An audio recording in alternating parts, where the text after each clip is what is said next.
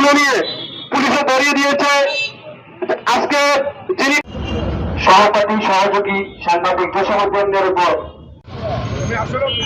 গাজীপুর জেলা প্রশাসক কার্যালয়ের সামনে মানববন্ধন ও প্রতিবাদ কর্মসূচি। বিস্তারিত থাকছে গাজীপুর থেকে মোহাম্মদ মাসুম রানার প্রতিবেদনে।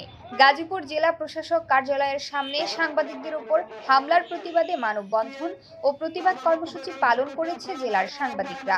আনন্দ টিভির গাজীপুর প্রতিনিধি সাংবাদিক জসীমউদ্দিনের উপর হামলার ঘটনায় এই কর্মসূচি থেকে তীব্র নিন্দা ও ক্ষোভ প্রকাশ করা হয়।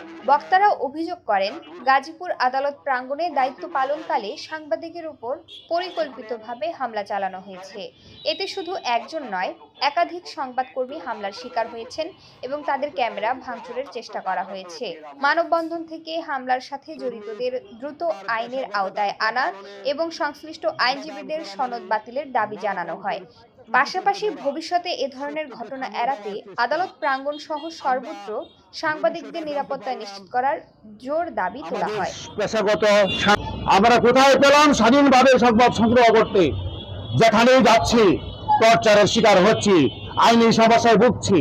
আজকাল বিচার বিভাগের সামনে আমি দাঁড়িয়ে বলছি, আপনারা আইনজীবী, আপনারা পেশা আইনের পেশা, সঠিক পেশায় সঠিকভাবে শপথ গ্রহণ করে আপনারা আইনি পেশায় নেমেছেন, কিন্তু আজকে আমাদের ভাইকে কেন আপনারা প্রশাসনের মাধ্যমে গ্রেফতার করে আজকে জেল হাজতে পাঠিয়েছেন?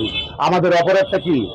আমরা সাংবাদিকরা যদি খবর বন্ধ করে দেই, বাংলাদেশের কথা খবর দেশ গ্রাম থেকে শহর পর্যন্ত রাজধানী পর্যন্ত বন্ধ করে দেই, আপনারা কোথায় পাবেন? কোথায় খবর পাবেন? কোথায়